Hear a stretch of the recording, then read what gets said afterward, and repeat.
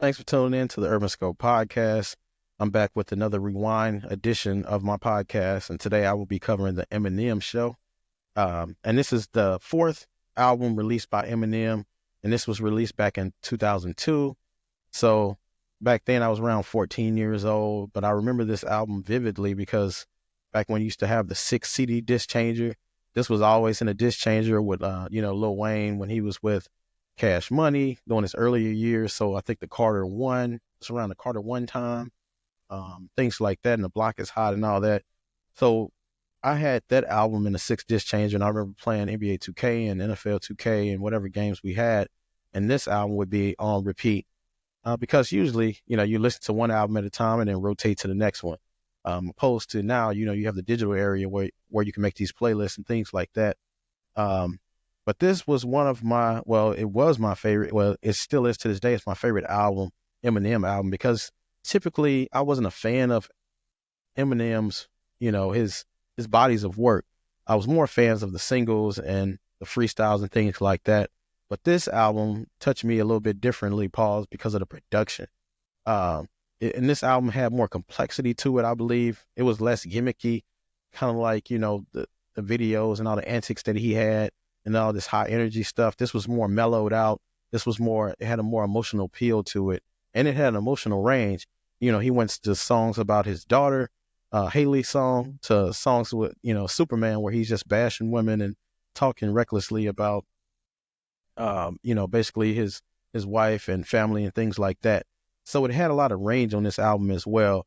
But what I liked most about this album is, like I said, it was more mellowed out. It didn't have all that energy to it. It was just an autobiography into his life. And he gave us a glimpse of why he felt the way about the things he felt and how it shaped him ultimately. And I think this album also was a precursor to concept albums that he had later, to like Recovery, when he talked about his sobriety and getting sober and how he had writer's block and how he was feeling that. Even he was talking about how Lil Wayne was tearing up the charts and he couldn't make a hit, and then how it affected him. He became very vulnerable in the music, especially starting with this album. I want to say he's always been vulnerable, but this album specifically is where you start to see him turn a tide and starting to work through that process. And it seemed like he was getting help around this time, or at least leaning towards it, trying to make that next step, because we know he had the ebbs and flows throughout his career, one of the best rappers of all time. And his wordplay and the way he played with syllables and things like that is kind of unmatched in today's hip hop. So this album, like I said, the production was a lot darker, but he was more complex on this album because he was so vulnerable. And for an artist to be vulnerable like this, especially in a time where in 2002, where there wasn't a lot of transparency with the artist, there were a lot of rumors behind the scene, but nobody really knew because the advent of internet and social media wasn't as huge back then. You had things like, not Facebook, but you had things like MySpace, and you had Google searches and things and Yahoo searches and things like this, but you didn't have a lot of information like you have now because, like I said, it was more transparent. People were looking towards the paparazzi and the tabloids a lot of times. But nowadays, you can just go and search on Twitter or wherever and find this information. But for him to come out and be vulnerable with this information, and from his perspective and his true sight, it was rare to see at that time, especially dealing with familiar issues like he had. But this album was probably one of his most successful as well, because he went 12 times platinum in the US on this album. So he went diamond, and then also he sold 27 million records globally on this album. Now, this was during a time of tape cassettes, CDs, might have been a little digital in there. You had vinyl, so he had multiple ways to sell a record, other than just digitally doing things. There was a lot of physical copies that you had to get back then, unless you were burning CDs or buying them off the streets. But for the most part, you had to get a physical copy of some sort. But to sell 12 times platinum and 27 globally, that's movie type numbers, lower end movie type numbers. But like I said, this was a very good album, and it deserved every million or every sale that it had, and probably more. But I didn't like the lead off single, which was Without Me. I mean, it was a good song, but like I said, it was more that gimmicky approach. But that song really didn't fit this album to the rest of the content that was on the album. the rest of the content on this album, like I said, was more darker. The Without Me song is kind of like the Slim Shady day, the real Shady days when he had that energetic rap, and it was fun and humorous to listen to. But this was more on the side for those introverts, people who just want to listen to music and just be left alone. And that's what this album kind of did for me. I just wanted to be like left alone and just listen to the music and feel the music. So this this album is the only album that Eminem ever had that had me feeling that way. He had other songs that did that. Um, like the song Stand was like that as well. But as far as a collective piece of work, this was the only one that really did that for me. Um, and I don't, try to be an Eminem expert or listen to every Eminem song ever, but just from what I've heard. Uh, and then also this song, even though I was around 14 years old, it taught me the importance of family, because he talked about the issues he had with his family, but he also talked about the love he had for his daughter and how she kept them balanced.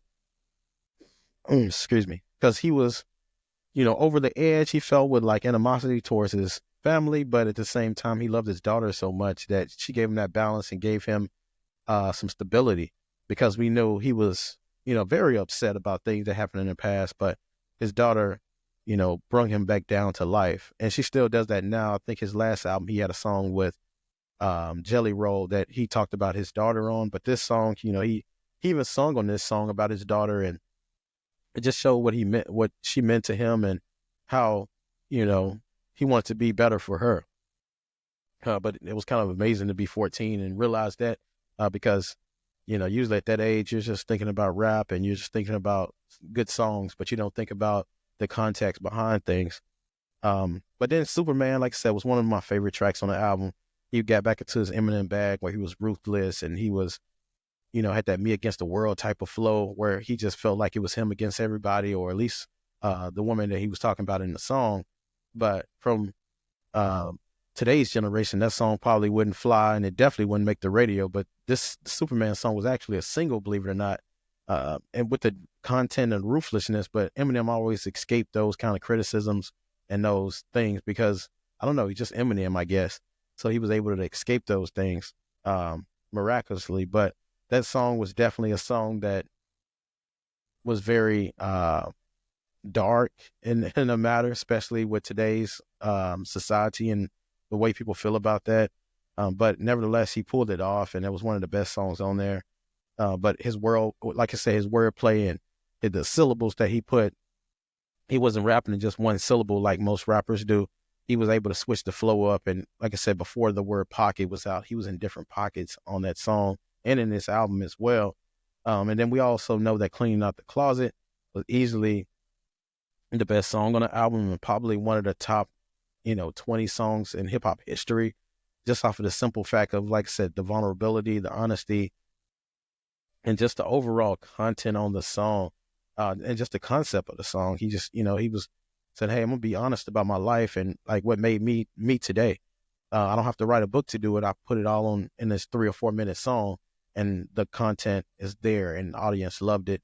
Like I said, it was one of the singles as well, which I don't know if that single will work today. But the way they release music today, you can probably get that off on a YouTube release or just a single release, but it definitely wouldn't be on the radio. Not with, with all the stuff they would have to block. It wouldn't be much song to listen to. The song will probably be a minute in its entirety. But that song, I think, like I said, this album set the tone for that recovery album, and for him to be vulnerable and just have that rapport with his audience to do that. Because a lot of times artists, come out with this vulnerability, and people are like, where you come out with this from? And then everything goes left. And sometimes when you're too vulnerable, it can affect your audience because they're thinking like, you went left. And, similar to what a Common went through or what Chance the Rapper went through, coincidentally, two Chicago rappers. But, you live and learn in the music game, and hopefully you learn from other people's mistakes and not your own, and you're able to recover from it. And then I want to talk about the Sing for the Moment song, which was also another essential song to the album. I remember the music video when he was, talking about in life you only get one homie, and he showed 50 Cent.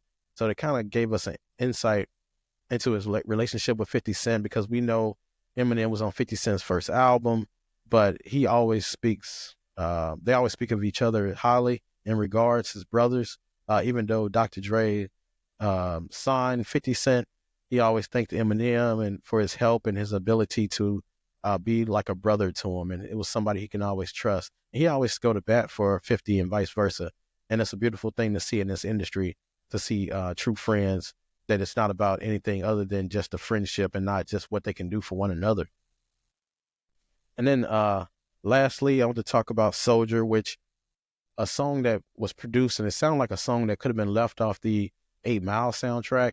Now, this album came out around the same time as the 8 Mile soundtrack, so maybe it was a Lucy that he just put on the Eminem show, opposed to putting on the 8 Mile soundtrack, because he had a song that already sounded like that, or songs that sounded like that in that type of production. And Eminem did most of his own production. Dr. Dre did a few on this album, but for the most part, Eminem did his own with some co-producers. But I've never been a huge fan of the Eminem sound. I think he should just focus on the raps mostly and left the production to Dr. Dre and others. But it seemed to work for him, and eventually I'll cover that 8 Mile soundtrack because it was a very good album as well with a lot of features. But this Eminem show album was very classic, back in '02 as well. Just like I said, I'm keep bringing it home, the vulnerability and the honesty in the music, and just being an open book for his audience and giving us that different perspective. So, if you haven't checked out the album, check out the album. But until next time, I'll see you next time.